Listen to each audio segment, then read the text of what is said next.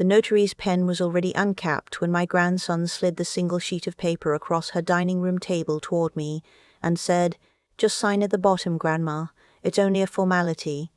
He didn't look at me when he said it. He was looking at his phone. I picked up the paper.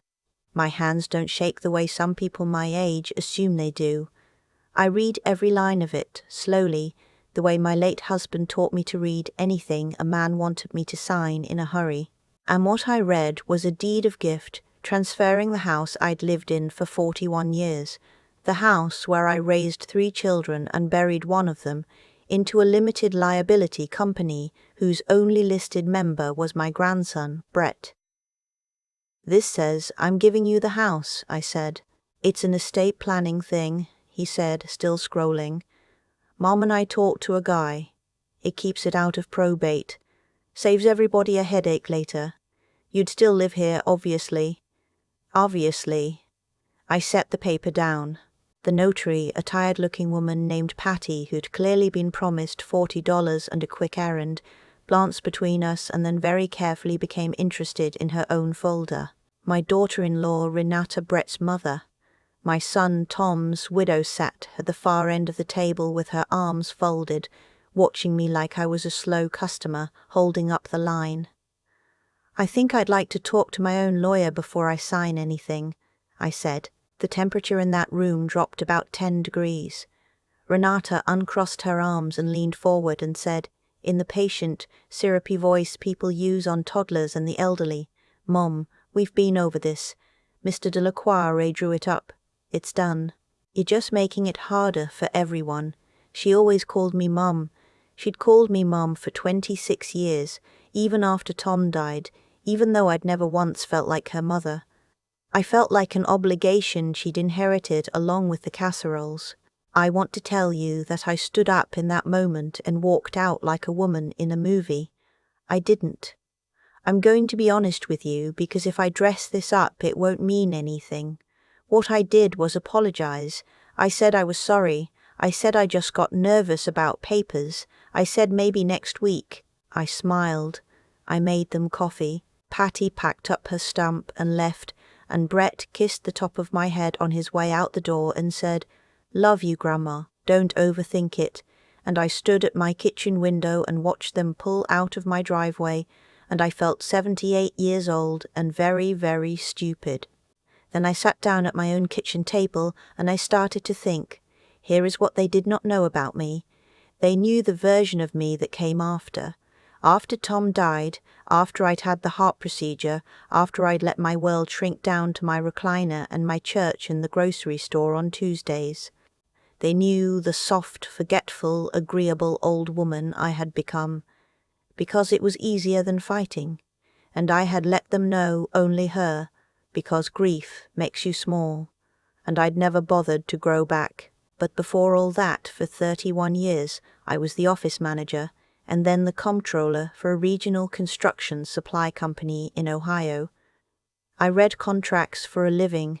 I caught the vendor who was skimming $9,000 a quarter through a phony shipping account, and I caught the salesman padding his expense reports with restaurant receipts from a steakhouse 2 towns over. And when the owner's son tried to mortgage company equipment that wasn't his to mortgage, I'm the one who found the paperwork and walked it into the owner's office and laid it on his desk. I did not retire because I lost my mind. I retired because I turned 67 and my husband and I wanted to drive to Yellowstone. I knew exactly what a deed of gift was. I knew exactly what an LLC with a single member was, and I knew, sitting there in my quiet kitchen, that what Brett had slid across that table was not estate planning. It was a quiet, polite robbery, and they'd brought a notary to make it feel like it had already happened.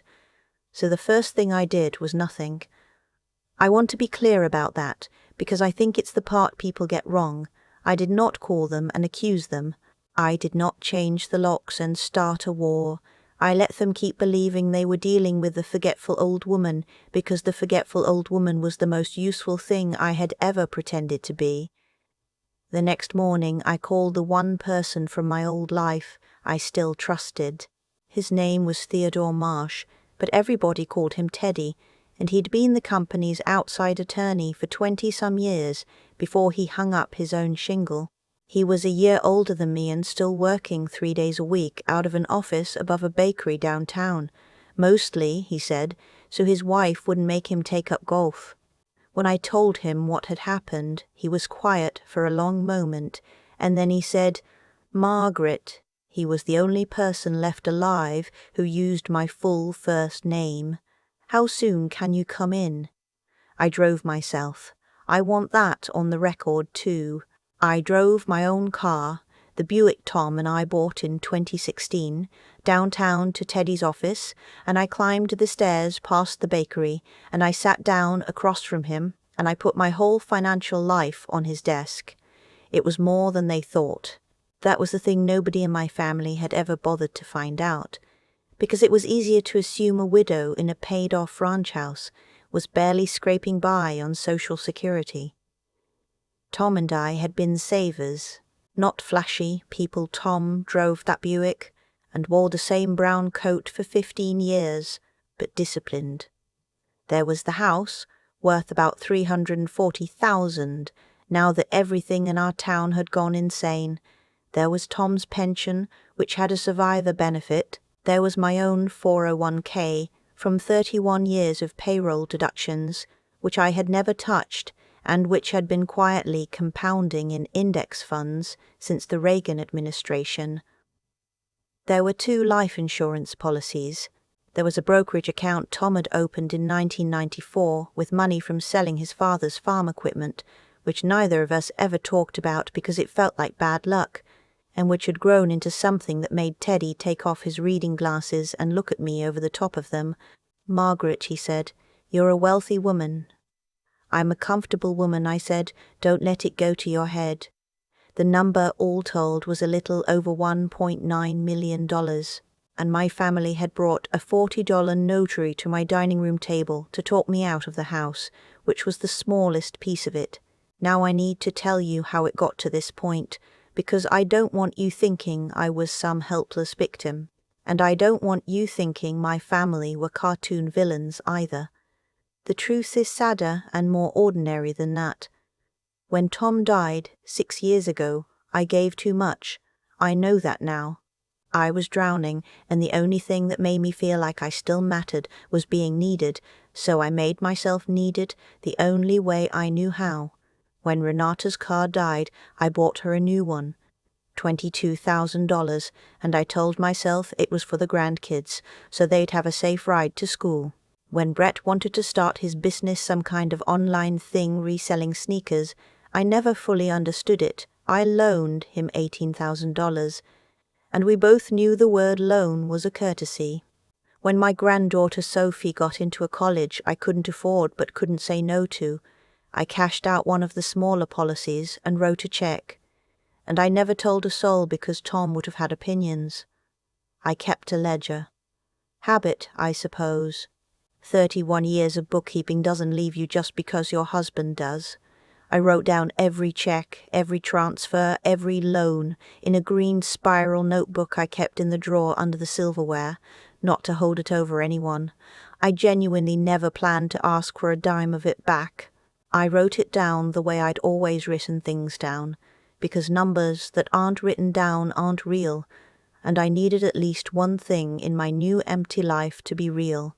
By the time Brett slid that deed across the table, I had given my family, over 6 years, just shy of $110,000, and it had bought me exactly nothing, not gratitude, not company on the holidays that weren't convenient, not a single phone call that wasn't, when you got right down to it, a setup for the next ask.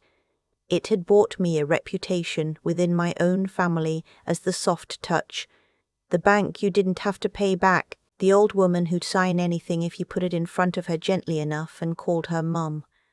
What changed me wasn't the money. I want to be clear about that. I would have given them every cent and called it love.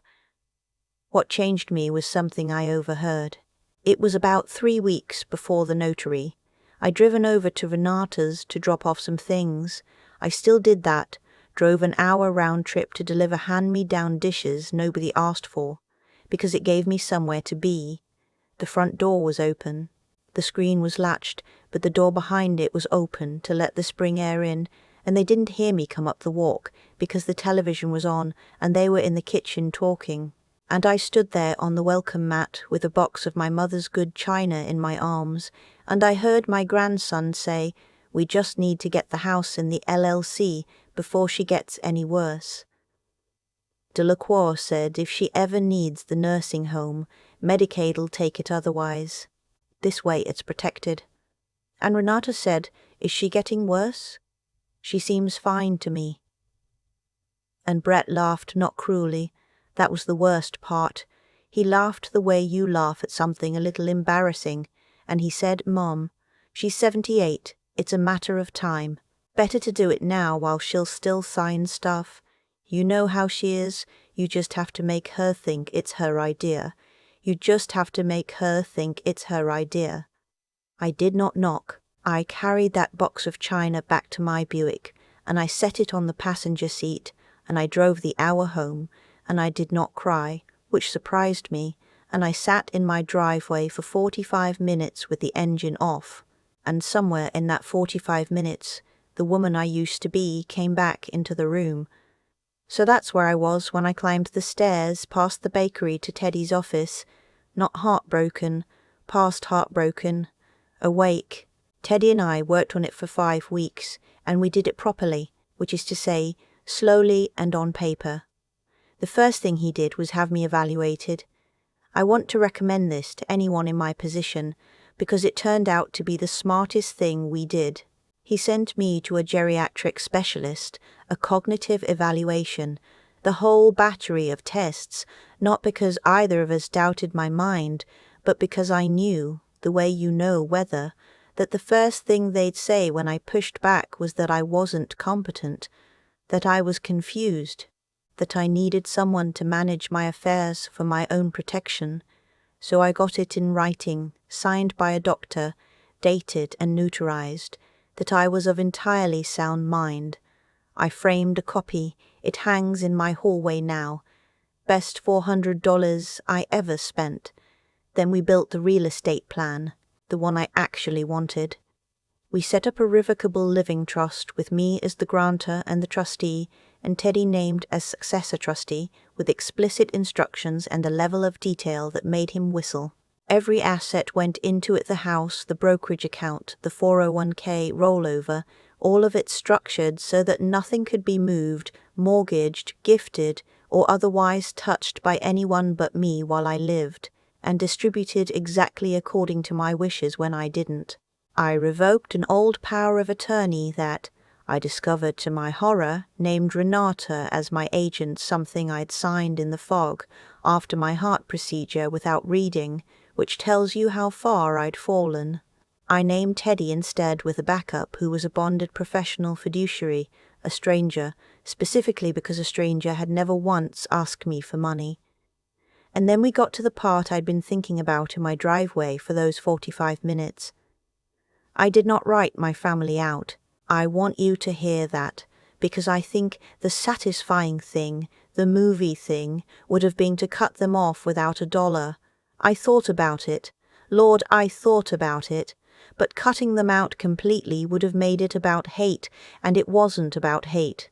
It was about something Tom used to say when he caught one of the kids in a lie, which was that the consequence has to fit the lesson, or it's just punishment, and punishment teaches a child to be sneakier, not better.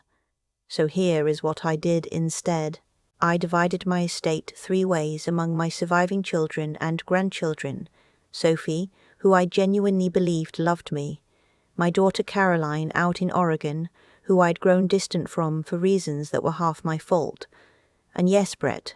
But Brett's share, and only Brett's, was structured as a discretionary trust with conditions, administered by the professional fiduciary, paid out over 15 years, with a clause that any attempt to contest the trust or to have me declared incompetent forfeited his portion entirely. And I had Teddy draft a letter, to be opened with the trust, that laid out in plain language every $1 I had given over 6 years. The ledger from the silverware drawer, transcribed and itemized, not as a debt, but as a record, so that whatever else happened, no one in that family could ever again sit in the kitchen and decide what kind of woman I'd been.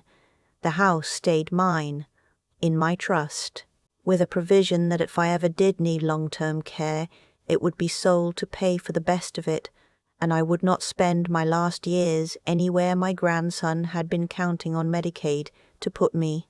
When it was all signed and witnessed and filed, Teddy walks me down the stairs to the sidewalk in front of the bakery, and he held the door, and he said, "Margaret, in 40 years of doing this, I have never seen anyone handle it this clean." And I told him the truth, which was that I'd had 31 years of practice cleaning up after men who thought a woman with a calculator wasn't really paying attention. I didn't tell my family any of it. That was the part that took the most discipline. For 3 more weeks I was the soft, forgetful old woman. I made the coffee.